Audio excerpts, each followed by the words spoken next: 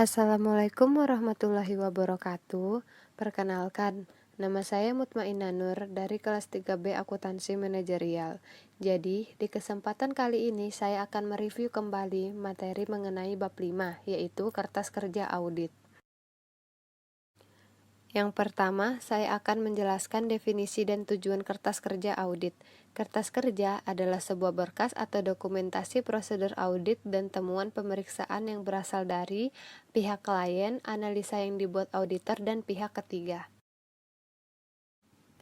Tujuan pembuatan kertas kerja. Yang pertama, mendukung pendapat auditor atas laporan keuangan auditan. Yang kedua, menguatkan simpulan-simpulan auditor dan kompetensi auditnya. Yang ketiga, mengkoordinasi dan mengorganisasi semua tahap audit.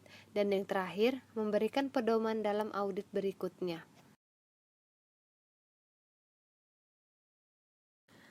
Selanjutnya, pembuatan kertas kerja. Yang pertama, pembuatan heading yang berisi nama klien dan judul untuk mengidentifikasi isi kertas kerja serta tanggal neraca periode audit. Yang kedua, nomor indeks yang dimaksud untuk memudahkan identifikasi dan referensi silang antara kertas kerja. Yang ketiga, tick marks yang berupa simbol-simbol yang digunakan auditor untuk membuat referensi penjelasan naratif pada kertas kerja. Yang keempat, pencantuman tanda tangan pembuatan maupun penelaan dan tanggal pembuatan serta penelaan. Isi kertas kerja. Menurut SA Seksi 339, kertas kerja paragraf 05.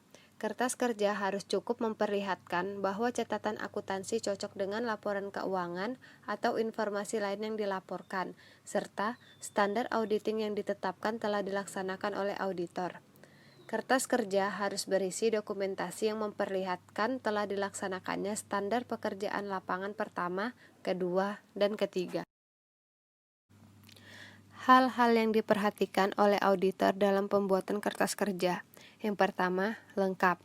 Lengkap berisi informasi yang pokok, tidak memerlukan tambahan penjelasan secara lisan.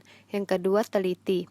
Auditor harus memperhatikan ketelitian dalam penulisan dan perhitungan, sehingga kertas kerja bebas dari kesalahan tulis dan perhitungan.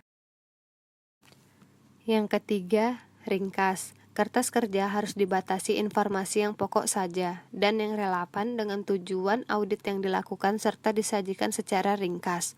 Yang keempat, jelas. Menghindari penggunaan istilah yang menimbulkan arti ganda dan menyajikan informasi secara sistematik. Dan yang kelima, kerapian. Kerapian dalam pembuatan dan keteraturan penyusunan kertas kerja akan membantu auditor senior dalam mereview hasil pekerjaan stafnya dan memudahkan dalam memperoleh informasi. Tipe-tipe kertas kerja. Yang pertama, program audit. Yang kedua, working trial balance. Yang ketiga, ringkasan jurnal penyesuaian dan pengklasifikasian. Yang keempat, kembali. 5, daftar pendukung.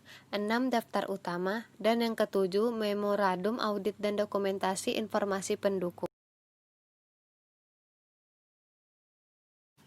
Susunan kertas kerja. 1. Draft laporan audit. 2. Laporan keuangan auditan. 3. Ringkasan informasi bagi reviewer. 4. Program audit. 5. Laporan keuangan atau lembar kerja yang dibuat oleh klien. 6. Ringkasan jurnal adjustment. 7. Working trial balance. 8. Schedule utama. Dan yang ke-9, schedule pendukung. Kepemilikan kertas kerja dan kerahasiaan informasi dalam kertas kerja. Kertas kerja adalah milik kantor akuntan publik, bukan milik pribadi auditor maupun klien. Pengarsipan kertas kerja.